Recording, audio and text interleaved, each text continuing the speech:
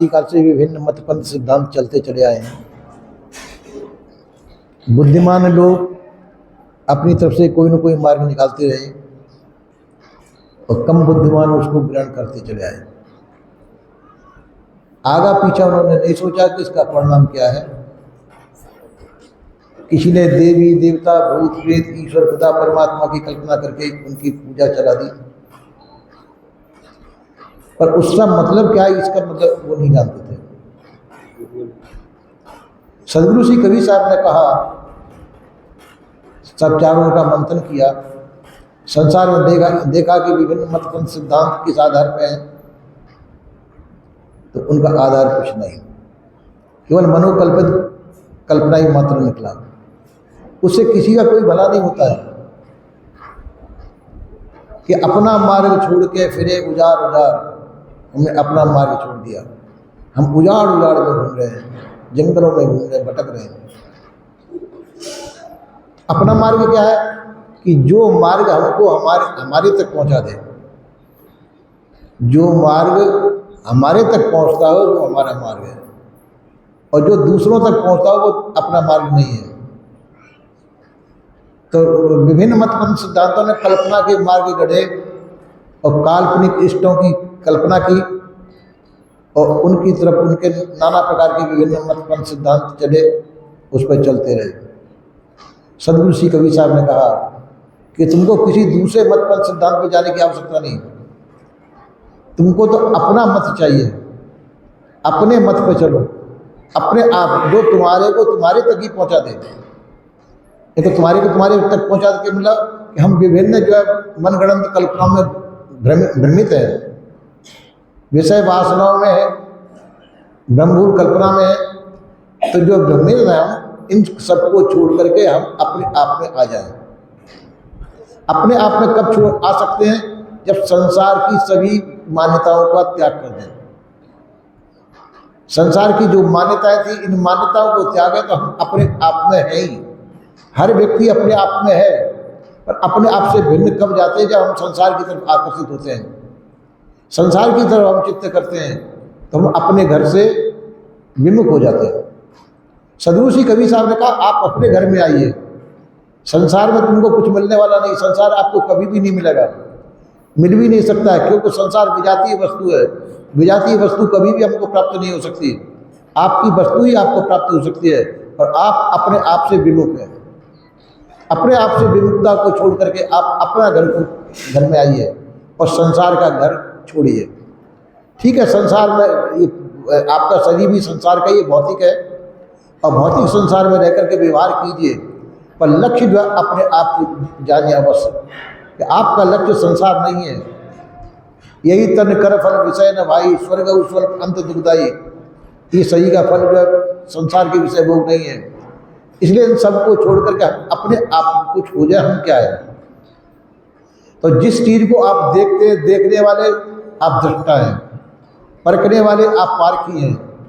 तो जो चीज जानते देखते बोलते हैं वो आप नहीं हैं। जिन चीजों को आप जानते हैं वह चीज आप नहीं है, और हम अपनी देखी हुई चीजों को अपना स्वरूप मान लेते हैं, ये भूल है। सदगुरु श्री कबीर साहब का कहते हैं कि आप दृष्टा हैं, दृश्य नहीं है। दृश्य को छोड़कर के आप अपने दृष्टा स्वरूप में आइए, अपने आप में स्थित होइए। ये दृश्य जो जगत है, ये पंच भौतिक है, जड़ है, ये आपका कोई भला नहीं कर सकता है। पर हम जो संसार में भूले हुए हैं, संसार की मनोरमता को देख के संसार में भ्रमित हो जाते हैं, वो अपना घर छोड़ देते हैं। सदगुरु श्री कबीर साहब का कहना है कि आप अपने घर में आइए। अपना घर अपने से भिन्न नहीं, आप जहाँ हैं वहीं स्थिर हो जाइए। जहाँ पे आप हैं वहीं पे आप रुकिए, इधर उधर न भटकें। तो जहाँ अपने आप में आप स्थिर हो जाएंगे वो आपका घर है। और हम अपना मार्ग को छोड़ के, अपने घर को छोड़ करके संसार में भटक जाते हैं। तो संसार में बड़ी बड़ी मनोरम चीज़ें हैं, और वो जड़ ही है, वो आपका कोई कल्याण, कोई हित कल्याण नहीं कर सकती हैं। तो इसी प्रकार से सदगुरुदेव ने कहा कि सब चीज़ को छोड़ के आप अपने आप में शांत होइए। अपने आप में शांत क्यों नहीं हो पाते? कि संसार में हमारी रुचि है, संसार की जो चीज़ें हैं ये हमको जो है मोहित करती हैं, हम उधर भटक जाते हैं। एक दृष्टांत देता हूँ। एक राजा ने कहा कि मैं अपनी राजगद्दी सौंपना चाहता हूँ। सभी से कहा कोई मेरी राजगद्दी में बैठना चाहे बैठ सकता है, पर सबसे पहले मेरे को फलाने दिन सबसे पहले आकर के मेरे को मिले, मैं उसको राजगद्दी पे बैठा दूंगा। राजा ने कहा। अब राजा को तो योग्य शासक ढूंढना था, राजा वृद्ध हो चुका था। उसने कहा कि मेरी गद्दी पे बैठने के काबिल कोई ऐसा ढूंढना था। तो उसने कहा कि कोई मेरी गद्दी पे बैठने के लिए जो सबसे पहले फलानी तारीख को सबसे पहले जो मेरे को मिलेगा उसको मैं राजगद्दी पे बैठा दूंगा, जो मेरे तक आ जाएगा। तो लोग बागों की कथा लगी, रात रात भर उनकी लाइन लगी रही फाटक के बाहर कि गद्दी तो हमको मिलेगी, हम बैठेंगे गद्दी पे, हम बैठेंगे गद्दी पे, हम बैठेंगे। सब लाइन पे लगे और सबका ये हौसला था हम बैठेंगे। और राजा बड़ा चतुर था, उसने किले के फाटक के अंदर विभिन्न प्रकार की सामग्री लगा दी। कहीं सोने चांदियों के गहने लगा दिए, कहीं खाने पीने की मिठाइयाँ लगा दी, जैसी जैसी रुचि के लोग हैं सब प्रकार के ढेर लगा दिए। जो खाना चाहे खाओ, जो सुनना चाहे सुनिए, सब लगा दिए उसने। अब जो है उन्होंने और बीच में अपना आसन लगाया, गद्दी उसी की लगे। जो सबसे पहले मेरे से आके मिलेगा मैं उसको सिर पे राजमुकुट रख दूंगा। अब लोग बाग जो फाटक के अंदर घुसते, जैसे फाटक खुलता जैसे ही तो भीड़ होती है, तो भीड़ में तो कुचल जाते कहीं, भीड़ में जो एकदम से जाएंगे तो कुचलेंगे कहीं। फिर कोई साधारण होकर उठे तो देखते अरे जलेबी रखी है, पहले जलेबी खा लो, राजा तो है ही, उससे मिल लेंगे। शाम तक का टाइम है, कोई जलेबी खाने में लग गए, कोई नाच गान तमाशे में फंस गए, कोई किसी में कोई किसी में, जैसे जैसी जिनकी रुचि थी उसमें रुचि फंस गए। शाम होने पाई, राजा से जाके कोई नहीं मिला। अब जो कि एक जाट देवता थे, कोई जाट देवता तो बुरा नहीं मानना तो जाके वो हल जोत करके आए थे। तो जाके उनकी पत्नी ने कहा अरे आप राजा से मिलने के लिए गए, अब तो कोई राजा बन गया होगा, तो कि मेरे सिवा कोई राजा बन नहीं सकता है। तो बैलों को हकालने का डंडा तो उसके हाथ में लगा हुआ था, तो उसको लेकर के चला गया। चलता गया, जो रास्ते में पड़ा था उसमें दो डंडे फटकार दिए जो उसको रोकने वाला। अब किले के अंदर घुसा है, एक लोग चाय पीते जाते दो डंडे उसमें जमा दिए, जलेबी खा लो डंडे उसमें। अब डंडे के सामने कौन पड़ने वाला है, कोई भरमाने बुलाने नहीं है। तो इसी प्रकार से सीधा गया राजा के पास गया। राजा अपनी गद्दी से उठ करके उसको गद्दी बना दिया, राजमुकुट उसके सिर पे लगा दिया और जो अनाउंसमेंट कर दिया कि अब राजा बन चुका। अब जो सवेरे से जो पहरा दे रहे थे हम राजगद्दी बैठ गए, वो हल्ला गुल्ला मचाने लगे, हमको तो पूरा दिन हो गया और ये अभी अभी आया और अभी उसको राजगद्दी बना दिया। तो सब लोग इस प्रकार से कर गए।